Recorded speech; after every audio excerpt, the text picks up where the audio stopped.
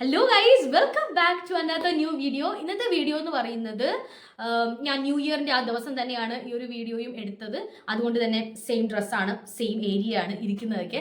അപ്പോൾ ഇന്നത്തെ വീഡിയോ എന്താണെന്ന് വെച്ചിട്ടുണ്ടെങ്കിൽ, ഒരുപാട് പേര് എനിക്ക് ക്വസ്റ്റ്യൻ ആയിട്ടൊക്കെ ചോദിച്ചിട്ടുള്ള, അല്ലെങ്കിൽ ഒരുപാട് പേര് ചാറ്റായിട്ട് ഇൻസ്റ്റഗ്രാമിൽ ഒക്കെ എനിക്ക് എന്നോട് ചോദിച്ചൊരു കാര്യമാണ് ഭയങ്കരമായിട്ടുള്ള എക്സാം ഫിയർ, അല്ലെങ്കിൽ പഠിക്കുന്നതൊന്നും മനസ്സിലാവാത്തിട്ടുള്ള ഭയങ്കര പേടി.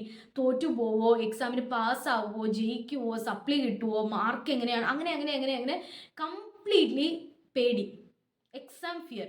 അതിനെ പറ്റിയിട്ടാണ് ഇന്നത്തെ വീഡിയോ എന്ന് പറയുന്നത്. എങ്ങനെയാണ് എക്സാം ഫിയർ ഇല്ലാണ്ടിരിക്കുക, അതിന് വേണ്ടിയിട്ടുള്ള കുറച്ച് ടിപ്സും കാര്യങ്ങളും ഒക്കെയാണ് ഇന്നത്തെ വീഡിയോ എന്ന് പറയുന്നത്. അപ്പോൾ നമുക്ക് ഒട്ടും തന്നെ ലേറ്റ് ആണ്ട, പെട്ടെന്ന് തന്നെ വീഡിയോയിലേക്ക് പോകാം.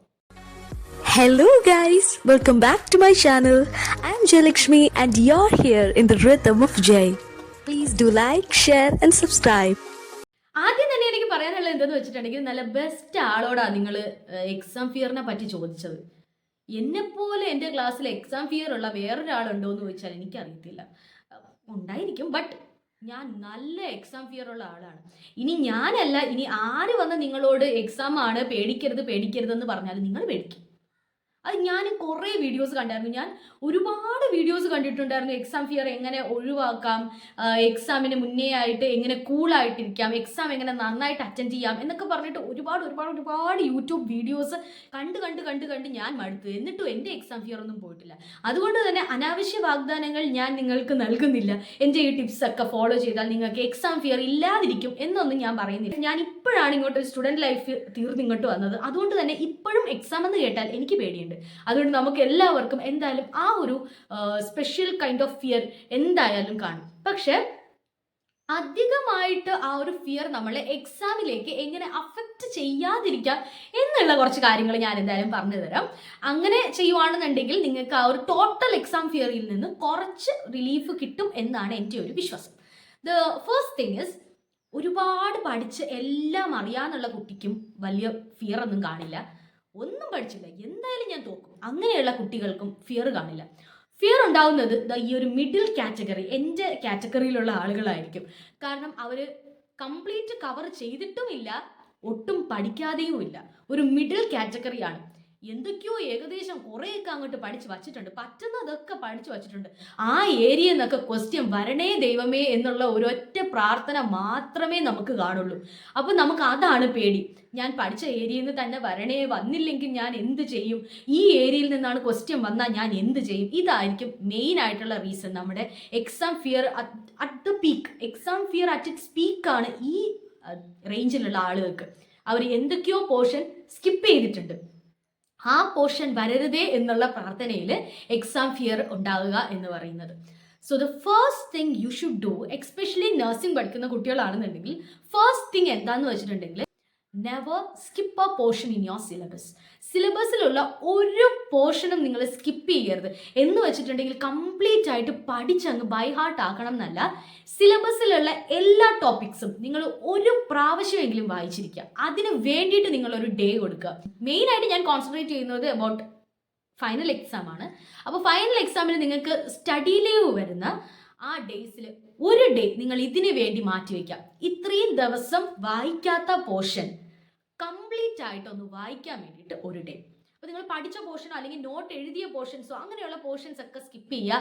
സിലബസ് എടുക്കുക. ഏതൊക്കെ പോർഷൻസ് നിങ്ങൾ തൊട്ടിട്ടേ ഇല്ല ആ പോർഷൻസ് വായിച്ച് വായിച്ച് വായിച്ച് പോവുക.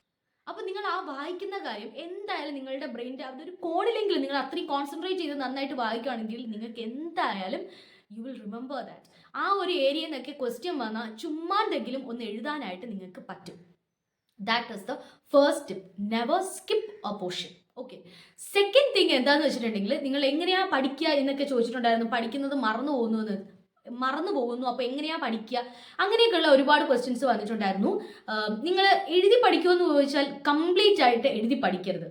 ഞാൻ ചെയ്തിട്ടുള്ളൊരു കാര്യമാണ്. ഇപ്പോഴും പഠിക്കണമെങ്കിൽ ഞാൻ അങ്ങനെ ചെയ്യുള്ളൂ, കാരണം എനിക്കതേ പറ്റുള്ളൂ. അതുകൊണ്ട് തന്നെ അതിൻ്റെ ഡിസഡ്വാൻറ്റേജ് എനിക്കറിയാം. അതുകൊണ്ടാണ് പറയുന്നത്, കംപ്ലീറ്റ് പോർഷൻ എഴുതിയേ ഞാൻ പഠിക്കൂ എന്ന് കരുതിയിട്ട് എഴുതി പഠിച്ചുകൊണ്ടിരിക്കരുത്. വായിച്ചേ ഞാൻ പഠിക്കൂ, അല്ലാതെ എഴുതാനൊന്നും എനിക്ക് വയ്യ, കംപ്ലീറ്റ് വായിക്കത്തുള്ളൂ. If you are so good, വായിക്കുമ്പോൾ തന്നെ നിങ്ങൾക്ക് മനസ്സിലാവുന്നുണ്ട്, അങ്ങനെ തന്നെയാണ് നിങ്ങൾ പഠിച്ച് ഇതുവരെയായിട്ടും ക്ലാസ് ഫസ്റ്റ് സെക്കൻഡ് തേർഡ് ഒക്കെ കിട്ടിയിട്ടുണ്ടെന്നുണ്ടെങ്കിൽ you can follow that. It's okay.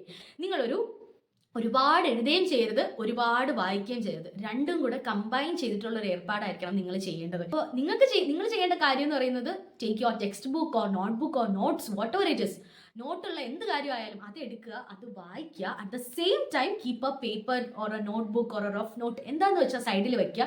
വായിക്കുമ്പോൾ തന്നെ കിട്ടുന്ന വേർഡ്സ് ഉണ്ടല്ലോ, ആ വേർഡ്സ് എഴുതുക, ആ വേർഡ്സ് നോക്കുക. അങ്ങനെ രണ്ട് കാര്യങ്ങളും കൂടെ ഒരുമിച്ച് ചെയ്യുക. That is A best method I think. അതാണ് ഏറ്റവും നല്ല മെത്തേഡ്. ഒരുപാട് എഴുതുകയല്ല, ഒരുപാട് വായിക്കുകയല്ല, ഒരു രണ്ടും കൂടെ കമ്പൈൻ ചെയ്തിട്ടുള്ള മെത്തേഡ് ആയിരിക്കും നിങ്ങൾക്ക് പഠിക്കാനായിട്ട് ഏറ്റവും നല്ലത്. നിങ്ങളത് ട്രൈ ചെയ്തിട്ടില്ല എന്നുണ്ടെങ്കിൽ ട്രൈ ചെയ്യുക. Okay, third tip is do not plan too much. ഈ ഒരു ദിവസം ഞാൻ ഇത് പഠിക്കും, ഈ മറ്റേ ദിവസം ഞാൻ ഇങ്ങനെ പഠിക്കും, അതിന് മുന്നത്തെ ദിവസം ഇങ്ങനെ പഠിക്കും, ആദ്യത്തെ ദിവസം ഞാൻ ഫസ്റ്റ് 2-3 ചാപ്റ്റേഴ്സ് പഠിക്കും, സെക്കൻഡ് ഡേ ഞാൻ ഇതൊക്കെ ചെയ്യും. അങ്ങനെ നിങ്ങൾ ഒരുപാട് പ്ലാൻ ചെയ്യരുത്. ഒരുപാട് പ്ലാൻ ചെയ്യുന്നതൊന്നും ഒരുപാട് നടക്കാറില്ല. കാരണം നമുക്ക് കുറച്ചാവുമ്പോൾ നമുക്ക് അങ്ങോട്ട് ടെൻഷനാവും. സോ ലിമിറ്റഡ് രീതിയിലേ പ്ലാൻ ചെയ്യാവുള്ളൂ. നിങ്ങൾക്ക് പറ്റും എന്നുള്ള കാര്യങ്ങൾ മാത്രമേ നിങ്ങൾ പ്ലാൻ ചെയ്യാവുള്ളൂ. ഇന്നത്തെ ഡേ ഞാനിപ്പോൾ റെസ്പിറേറ്ററി സിസ്റ്റം കംപ്ലീറ്റ് ആയിട്ട് ഞാൻ ഇന്ന് പഠിക്കും എന്ന് നിങ്ങൾ പ്ലാൻ ചെയ്യരുത്. നിങ്ങളുടെ ലെവൽ നിങ്ങൾക്ക് അറിയാം. റെസ്പിറേറ്ററി സിസ്റ്റം കംപ്ലീറ്റ് ആയിട്ട് നിങ്ങൾക്ക് ഇന്ന് പഠിക്കാൻ പറ്റുമോ? എനിക്ക് പറ്റില്ല റെസ്പിറേറ്ററി സിസ്റ്റം കംപ്ലീറ്റ് ആയിട്ട് ഇന്ന് പഠിക്കാൻ. എനിക്ക് റെസ്പിറേറ്ററി സിസ്റ്റം ഇന്നും നാളെയും കൂടെ എടുത്താലേ പഠിക്കാൻ പറ്റുള്ളൂ. കാരണം എനിക്ക് ഉച്ചയ്ക്ക് കുറച്ച് നേരം ഉറങ്ങണം എന്നുള്ള കുട്ടികൾ, കുറച്ച് നേരം എനിക്ക് ഫോണിൽ കളിക്കണം എന്നുള്ള കുട്ടികൾ, കുറച്ച് നേരം എനിക്ക് കുളിക്കണം, കഴിക്കണം, അങ്ങനെയുള്ള കാര്യങ്ങളൊക്കെ ഇത്ര ടൈം വെച്ചൊക്കെ പോകുമ്പോൾ നമുക്ക് ചിലപ്പോൾ റെസ്പിറേറ്ററി സിസ്റ്റം കംപ്ലീറ്റ് ആയിട്ട് തീർക്കാൻ പറ്റിയെന്ന് വരില്ല. It may take 2 or 3 days. Okay, അപ്പോൾ അങ്ങനെയുള്ള കുട്ടികളാണെന്നുണ്ടെങ്കിൽ അവർ ഒരു ദിവസം റെസ്പിറേറ്ററി സിസ്റ്റം ഫിസിയോളജിയും അനാട്ടമിയും ഞാൻ പഠിക്കും എന്നുള്ള ഒരു പ്ലാൻ ഉണ്ടാക്കി വെച്ചാൽ it will disappoint you. Okay, അത് നിങ്ങൾക്ക് തീർക്കാൻ പറ്റാത്തതുകൊണ്ട് നിങ്ങൾക്ക് അങ്ങോട്ട് പേടിയാവും. അയ്യോ, ഞാൻ റെസ്പിറേറ്ററി സിസ്റ്റം അതും കൂടെ തീർക്കണമെന്ന് വിചാരിച്ചിട്ട് തീർന്നില്ലല്ലോ എന്ന് കരുതിയിട്ടുള്ള പേടിയായിരിക്കും. അതുകൊണ്ട് ഒരിക്കലും do not plan too much. ഒരു ലിമിറ്റഡ് ആയിട്ടുള്ള രീതിയിൽ മാത്രമേ നിങ്ങൾ പ്ലാൻ ചെയ്യാവുള്ളൂ. And the next step is, limited ആയിട്ടുള്ള രീതിയിൽ നിങ്ങൾ പ്ലാൻ ചെയ്ത് കഴിഞ്ഞല്ലോ. അപ്പോൾ പ്ലാൻ ചെയ്തതിന് ശേഷം അത് നടത്തുക എന്നുള്ളതാണ്. Make that happen. നിങ്ങൾ പ്ലാൻ ചെയ്താൽ മാത്രം പോരാ, അത് നടത്തുകയും വേണം. നിങ്ങൾ പ്ലാൻ ചെയ്ത് വച്ചിരിക്കുമായിരിക്കും. നിങ്ങൾ പ്ലാൻ ചെയ്തു, നാളെ ഒരു സൺഡേ ആണ്, സൺഡേ ഞാൻ റെസ്പിറേറ്ററി സിസ്റ്റവും ഡൈജസ്റ്റീവ് സിസ്റ്റവും അനാട്ടമി ഞാൻ പഠിക്കുവാണ് നാളെ. Tomorrow I will complete. നിങ്ങൾക്കത് പറ്റുമായിരിക്കും, നിങ്ങൾക്കത് പറ്റും. ഓക്കെ, 1 day നമ്മളത് 2 കംപ്ലീറ്റ്. പെട്ടെന്നാണ് ഫ്രൈഡേ ഈവനിങ് ആയപ്പോൾ നിങ്ങളുടെ ഫ്രണ്ട്സ് പറയുന്നത്, എടാ നമുക്കൊന്ന് ലുലു മോളിലൊന്ന് പോയിട്ട് വന്നാലോ എല്ലാവർക്കും കൂടെ, എന്തായാലും എക്സാം വരെയല്ലേടേ, ഒരു ദിവസം ഒരു എൻജോയ് ചെയ്യാൻ വേണ്ടിയിട്ട് ഒന്ന് ലുലു മോളിൽ കറങ്ങാൻ പോയാലോ. കേൾക്കുന്ന പാടെ കേട്ടാത്ത പാടെ ഒന്ന് ഡബിൾ മൈൻഡ് ആയിട്ട് നിങ്ങൾ ഓക്കെ എന്തായാലും എക്സാം ആവാൻ കുറച്ച് ദിവസമല്ലേ ഉള്ളൂ, ആ ദിവസം അങ്ങ് എൻജോയ് ചെയ്തോളാം എന്ന് കരുതിയിട്ട് നിങ്ങളുടെ പഠിക്കുന്ന പ്ലാൻ അവിടെ സ്കിപ്പ് ചെയ്തിട്ട് പോവുക. അതിപ്പോൾ ഇത് മാത്രമല്ല, ഒരുപാട് കാര്യങ്ങൾ ഉണ്ടായിരിക്കാം. പെട്ടെന്നായിരിക്കും നിങ്ങളുടെ ഫാമിലി പറയുന്നത്, അപ്പുറത്തെ വീട്ടിലെ ചേച്ചിയുടെ വീട് പാലുകാച്ചാണ് ഇന്ന്, അപ്പോൾ നമുക്കൊന്ന് പാലുകാച്ചിന് പോയിട്ട് വന്നാലോ എന്ന് പറയുക. അപ്പോൾ നമ്മൾ പറയില്ലമ്മ എനിക്ക് പഠിക്കാനുണ്ട് എന്ന് പറയും. അപ്പോഴമ്മ പറയും, എടാ ആഹാരം ഉണ്ടാക്കണ്ടടാ, എനിക്ക് ഇത്തിരി നേരം ഒരു ബിരിയാണിയൊക്കെ കഴിച്ചിട്ട് വരാടാ, അല്ലെങ്കിൽ ഉച്ചയ്ക്ക് വൈകിട്ട് ഒരു ബിരിയാണി കഴിച്ചിട്ട് വരാടാ. കേൾക്കണോണ്ടേ ബിരിയാണി ഫ്ലാറ്റായി. പഠിക്കുന്ന അവിടെ നിർത്തുക, നേരെ പോവുക, ബിരിയാണി കഴിക്കുക. ബിരിയാണി കഴിച്ചിട്ട് വരുമ്പോഴത്തേക്കും നല്ല ക്ഷീണം, അങ്ങ് കിടന്നുറങ്ങുക. പ്ലാൻ ഒന്നും നടന്നില്ല. അപ്പോൾ നിങ്ങളുടെ പ്ലാൻ നടക്കാത്തതിന് ഏറ്റവും വലിയ റീസൺ അവിടെ നിങ്ങൾ തന്നെയാണ്. സ്ട്രെയിറ്റ് ആയിട്ട് ഇല്ലടേ ഞാൻ വരണില്ല, എനിക്ക് പഠിക്കാനുണ്ടെന്ന് പറയണ്ട. നമ്മൾ പഠിക്കാനുണ്ടെന്ന് പറയത്തില്ലല്ലോ അല്ലേ. നമ്മളുടെ മൈൻഡിൽ നമ്മൾ പഠിക്കാനുണ്ടെന്നൊന്നും പറയില്ലല്ലോ. സം എക്സ്ക്യൂസസ്, എന്തെങ്കിലും എക്സ്ക്യൂസസ് പറയുക, അത് വിടുക. വീട്ടിലെ പാരൻസിനോടാണെങ്കിൽ ഇല്ല അമ്മ ഞാൻ വരത്തില്ല എന്ന് വെച്ചാൽ ഞാൻ വരില്ല, എനിക്ക് പഠിക്കാനുണ്ട്, ഞാൻ വരില്ല, ബിരിയാണിയൊക്കെ കഴിച്ചിട്ട് വന്നാൽ ക്ഷീണമായിരിക്കും എന്ന് കരുതിയിട്ട് നിങ്ങളുടെ ആ ഒരു കഴിക്കാനുള്ള ആ ഒരു ത്വര നിങ്ങൾ തന്നെ അങ്ങ് അടക്കി അങ്ങ് അടിച്ചങ്ങ് വയ്ക്കുക. അങ്ങനെയാണെന്നുണ്ടെങ്കിൽ പ്ലാൻ നിങ്ങൾക്ക് നടത്താനായിട്ട് പറ്റും. You should be strong enough to deal with your plans. Plan ഉണ്ടാക്കിയാൽ മാത്രം പോരാ, അത് നടത്തിയെടുക്കാനുള്ള ഒരു സ്ട്രോങ് മെന്റൽ കപ്പാസിറ്റി വേണം. ആരെങ്കിലും വന്ന് അത് ഇതെന്ന് പറയുമ്പോഴുടനെ ആ പ്ലാൻ അങ്ങോട്ട് കോംപ്രമൈസ് ചെയ്യാനുള്ള ഒരു പരിപാടി ചെയ്യരുത്. അങ്ങനെ ചെയ്യുകയാണെന്നുണ്ടെങ്കിൽ ഇറ്റ് വോണ്ട് ഹാപ്പൻ. നെക്സ്റ്റ് ഡേയിലത്തെ പ്ലാനും നടക്കത്തില്ല. കാരണം അതിന് മുമ്പത്തെ ഡേ നിങ്ങൾ പഠിച്ചില്ലല്ലോ. അപ്പോൾ നെക്സ്റ്റ് ഡേ നിങ്ങൾ നടത്തിയ പ്ലാനും നിങ്ങൾക്ക് നടക്കില്ല. അതുകൊണ്ട് അതൊന്ന് ബാലൻസ് ചെയ്ത്, ഇല്ലെന്നുണ്ടെങ്കിൽ ഒരു സ്ട്രോങ് തീരുമാനം നിങ്ങൾ തന്നെ എടുക്കണം. ഞാൻ പാലുകാച്ചിന് പോയി കഴിഞ്ഞ് ബിരിയാണിയൊക്കെ കഴിച്ചിട്ട് വന്നിട്ടും ഞാൻ ഈ ചാപ്റ്റർ കംപ്ലീറ്റ് ചെയ്തിട്ടേ കിടക്കൂ. അങ്ങനെയുള്ളൊരു തീരുമാനം, അങ്ങനെയുള്ളൊരു സ്ട്രോങ് ഡിസിഷൻ നിങ്ങൾ എടുക്കുകയാണെന്നുണ്ടെങ്കിൽ ഓക്കെ.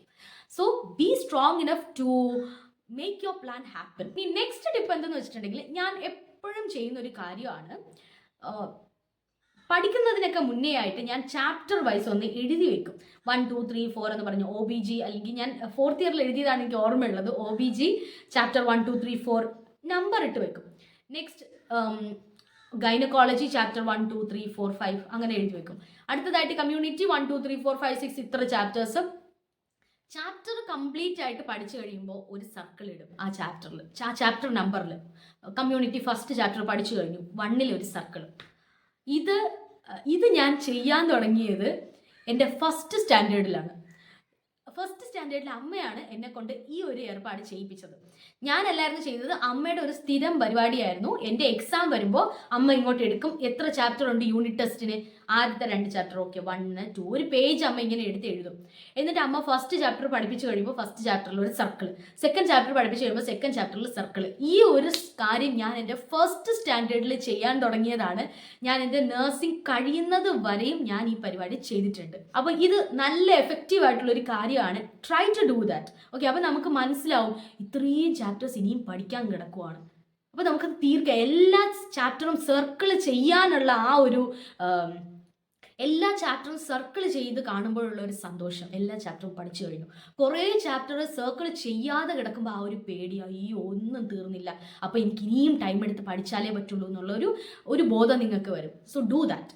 അങ്ങനെ ചെയ്യുകയാണെന്നുണ്ടെങ്കിൽ നല്ല ഒരു എന്തൊക്കെ തീർന്നില്ല, എന്തൊക്കെ തീർന്നു എന്നൊക്കെയുള്ള ഒരു ഏകദേശം ഒരു ഐഡിയ കിട്ടും. എബോവ് ഓൾ ദീസ് തിങ്സ്, ഇത്രയും ടിപ്സും കാര്യങ്ങളൊക്കെ ഞാൻ പറഞ്ഞു തന്നല്ലോ. ഇത്രയൊക്കെയാണ് നിങ്ങളുടെ സ്റ്റഡി ചെയ്യാനുള്ള ടിപ്പ്. ബാക്കി നഴ്സിംഗ് എന്ന് പറയുന്നത് നല്ല കഷ്ടപ്പാടാണ്. കഷ്ടപ്പെട്ട് കുത്തിയിരുന്ന് പഠിച്ചാലേ പറ്റത്തുള്ളൂ. എത്ര ഞാൻ ടിപ്സ് പറഞ്ഞു തന്നു, നിങ്ങൾ അങ്ങനെ പഠിക്കും, ഇങ്ങനെ പഠിക്കും, അങ്ങനെ പഠിക്കും, ഇങ്ങനെ പഠിക്കുന്നു പറഞ്ഞു തന്നാലും ബാക്കിയുള്ള കാര്യങ്ങൾക്കൊന്നും മരുന്നില്ല. അതൊക്കെ നമ്മുടെ സെൽഫ് കാര്യങ്ങളാണ്. സെൽഫായിട്ട് നമ്മൾ ചെയ്താലേ പറ്റും. ഇതല്ലാതെ ഇതിലും അധികമായിട്ട് നിങ്ങൾ കുറേ എഴുതി പഠിക്കുക, പോയിന്റ്സ് ഒക്കെ അങ്ങനെ പഠിക്കുക, ഇങ്ങനെ പഠിക്കുക, നിങ്ങൾ രാവിലെ എണീറ്റിരുന്ന് പഠിക്കുക, രാത്രി താമസിച്ചിരുന്ന് പഠിക്കുക, രാത്രി നേരത്തെ ഉറങ്ങുക, ഈ വക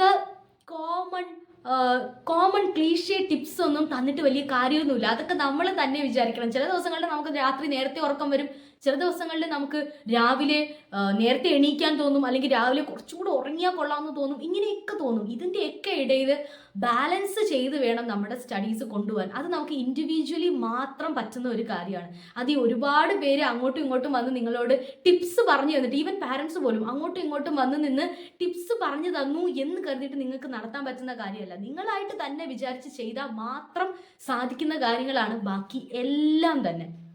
നഴ്സിംഗ് പഠിക്കാൻ ഭയങ്കര പാടെന്ന് വെച്ചാൽ നിങ്ങൾ ഫസ്റ്റ് ഇയർ ആയപ്പോൾ നിങ്ങൾ വിചാരിക്കും ഫസ്റ്റ് ഇയർ ആണ് ഭയങ്കര ടഫാണ്. സെക്കൻഡ് ഇയർ ആകുമ്പോൾ ഇതിൻ്റെ ഇരട്ടി കഷ്ടപ്പാടാണ്. സെക്കൻഡ് ഇയർ ആകുമ്പോൾ നിങ്ങൾ വിചാരിക്കും ഫസ്റ്റ് ഇയർ എന്ത് സുഖമായിരുന്നു എന്ന്. തേർഡ് ഇയർ ആകുമ്പോൾ നിങ്ങൾ വിചാരിക്കും തേർഡ് ഇയർ ആണ് നല്ല ടഫ്, ഫസ്റ്റ് ഇയറും സെക്കൻഡ് ഇയറും ഒന്നും അല്ലായിരുന്നു എന്ന്. അപ്പോൾ പഠിക്കുന്ന കാലത്ത് നിങ്ങൾ വിചാരിക്കും പഠിക്കുന്നതാണ് ഏറ്റവും വലിയ പാട്, പഠിച്ചു കഴിയുമ്പോൾ അങ്ങോട്ട് സുഖമായെന്ന്. പക്ഷെ അങ്ങനെയല്ല, ജോലി ചെയ്യുന്നതാണ് അതിനേക്കാളും കഷ്ടപ്പാട്.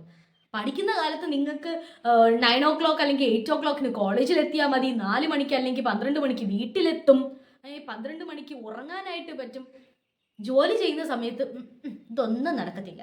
ഈവനിങ് ഡ്യൂട്ടി ആണെങ്കിൽ 7 മണിക്ക് കഴിയേണ്ട ഡ്യൂട്ടി കഴിഞ്ഞ് നിങ്ങൾ പോകുന്നത് 10 മണിക്കായിരിക്കും. അത് കഴിഞ്ഞ് നെക്സ്റ്റ് ഡേയും ഇതേപോലുള്ള ഡ്യൂട്ടി. മോർണിംഗ് ഡ്യൂട്ടി ആണെന്നുണ്ടെങ്കിൽ മോർണിംഗ് ഡ്യൂട്ടി 8 o'clock 9 o'clock തീരും. പക്ഷേ നിങ്ങൾ തിരിച്ച് വീട്ടിലെത്തുന്നത് 12 മണിക്കായിരിക്കും. അങ്ങനെ നിങ്ങൾക്ക് ഒരു വിധത്തിൽ ഉറങ്ങാനും പറ്റില്ല, ജോലി ചെയ്യാനും പറ്റില്ല. കഷ്ടപ്പാട് കൊണ്ടുള്ള ഒരു കാലമാണ് നിങ്ങളുടെ പഠിച്ച് കഴിയുമ്പോൾ. അപ്പോൾ റിലാക്സ് ചെയ്യുന്ന സമയം സത്യം പറഞ്ഞാൽ പഠിക്കുന്ന കാലത്തേ ഉള്ളൂ. ജോലി ചെയ്യുന്ന കാലത്ത് ഇതിനേക്കാളും കഷ്ടപ്പാടാണ്. അതുകൊണ്ട് തന്നെ ഭയങ്കര പാടാണല്ലോ നഴ്സിംഗ് പഠിക്കാൻ, ഭയങ്കര പാടാണ് നഴ്സിംഗ് പഠിക്കാൻ. അതൊക്കെ പഠിച്ചു കഴിഞ്ഞിട്ട് നമുക്ക് കിട്ടുന്ന ഒരു ബ്യൂട്ടിഫുൾ ലൈഫ് ഡ്രീം ചെയ്തിട്ട് പഠിക്കുക. That is the biggest strength. ഏറ്റവും വലിയ സ്ട്രെങ്ത് നമുക്ക് കിട്ടുന്ന ഒരു ഇന്നർ സ്ട്രെങ്ത് എന്ന് പറയുന്നത് നമ്മുടെ ഡ്രീംസ് ആണ്. വെൻ യു ഡ്രീം മോർ, എന്തെങ്കിലുമൊക്കെ സാധിക്കണം എന്നിങ്ങനെ തോന്നും. ഒരു എക്സാമ്പിൾ എന്നെ വെച്ച് തന്നെ ഞാൻ എൻ്റെ എക്സാമ്പിൾ പറയുകയാണെന്നുണ്ടെങ്കിൽ, എനിക്ക് പണ്ട് മുതലേ എനിക്ക് എബ്രോഡ് പോകണം എന്നുള്ളത് ഭയങ്കര ഒരു ഡ്രീമായിരുന്നു. ആൻഡ് ദാറ്റ് ഡ്രീം നടക്കാൻ വേണ്ടിയിട്ട് ആണ് ഞാൻ കഷ്ടപ്പെട്ട് പഠിച്ചത്. അല്ലാതെ നേഴ്സ് ആവണം എന്നുള്ള ഭയങ്കര ആഗ്രഹമൊന്നും അല്ലായിരുന്നു. എനിക്ക് എബ്രോഡ് പോകണം എന്നായിരുന്നു എൻ്റെ ആദ്യത്തെ ഡ്രീം എന്ന് പറയുന്നത്. അപ്പോൾ എല്ലാവരും OET IELT ഒക്കെ പഠിക്കുമ്പോഴത്തേക്കും എനിക്ക് പിന്നെയും 4th ഇയർ ഇരുന്ന് പഠിക്കാൻ എനിക്ക് വയ്യ, എനിക്ക് എങ്ങനെയെങ്കിലും കിട്ടിയേ പറ്റുള്ളൂ എന്ന് പറഞ്ഞ് കഷ്ടപ്പെട്ടിട്ടാണ് 4th ഇയർ പഠിച്ചത്. അങ്ങനെ ഡ്രീം, നിങ്ങളുടെ ഓൺ ഡ്രീമാണ് നിങ്ങളുടെ ഏറ്റവും വലിയ സ്ട്രെങ്ത്. പഠിക്കാനുള്ള, മോട്ടിവേറ്റ് ചെയ്യാനുള്ള, അത് ഒരു യൂട്യൂബ് ചാനലിനോ അല്ലെങ്കിൽ ഒരു ആൾക്കോ ഒരു വ്യക്തിക്കോ ഒന്നും ചെയ്തു തരാൻ പറ്റാത്ത ഏറ്റവും വലിയ സ്ട്രെങ്ത് തരുന്നത് നിങ്ങളുടെ ഓൺ ഡ്രീംസ് ആയിരിക്കും. So dream and dream too much, dream many things. ഒരു പുതിയ വീട് വെക്കുന്നത് ഡ്രീം ചെയ്യുക, ഒരു വലിയ രാജ്യങ്ങളിലേക്ക് പോകുന്നത് ഡ്രീം ചെയ്യുക, കണ്ടിട്ടില്ലാത്ത ഡിഫറെൻറ്റ് കാര്യങ്ങൾ കാണുന്നതിനെ പറ്റി ഡ്രീം ചെയ്യുക. ഇതൊക്കെ വേണം നിങ്ങൾ ഡ്രീം ചെയ്യാൻ. ആ സമയത്ത് നിങ്ങൾക്കൊരു മടുപ്പ് തോന്നില്ല പഠിക്കാൻ, ആ സമയത്ത് ഇത് വേണ്ടായിരുന്നു എന്ന് നിങ്ങൾക്ക് തോന്നില്ല, പഠിക്കണ്ടെന്ന് നിങ്ങൾക്ക് തോന്നില്ല, ഹാർഡ് വർക്ക് ചെയ്യണ്ട എന്ന് നിങ്ങൾക്ക് തോന്നില്ല. ഈവൻ സൂയിസൈഡൽ തോട്ട്സ് പോലും നിങ്ങൾക്ക് വരത്തേയില്ല, ആ ഒരു പരിസരത്ത് പോലും വരില്ല. If you are so confident in your dreams.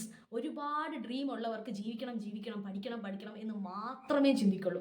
So dream too much, many things, dream many things and plan less and dream many things. Okay, അപ്പോൾ അങ്ങനെ ചെയ്യുവാണെങ്കിൽ തീർച്ചയായിട്ടും നിങ്ങൾക്ക് നല്ല രീതിയിൽ പഠിക്കാൻ പറ്റും.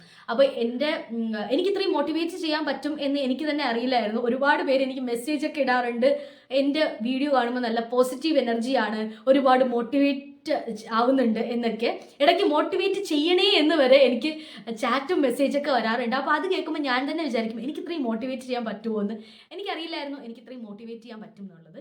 അപ്പോൾ hope you all are having a very happy new year and എല്ലാവരും ഹാപ്പി ആയിട്ട് നല്ല അടിപൊളിയായിട്ട് പഠിക്കുക, ഒരുപാട് ഡ്രീംസ് ഉണ്ടാക്കി നല്ല അടിപൊളിയായിട്ട് പഠിക്കുക. ഇനിയും വേറെ ഇതുപോലുള്ള വീഡിയോസോ ടോപ്പിക്സോ എന്തെങ്കിലും നിങ്ങൾക്ക് വേണമെങ്കിൽ തീർച്ചയായിട്ടും നിങ്ങൾ കമൻറ്റ് ചെയ്യുക. ആൻഡ് വീണ്ടും പുതിയൊരു വീഡിയോ ആയിട്ട് കാണുന്നവരേക്കും ടാറ്റാ.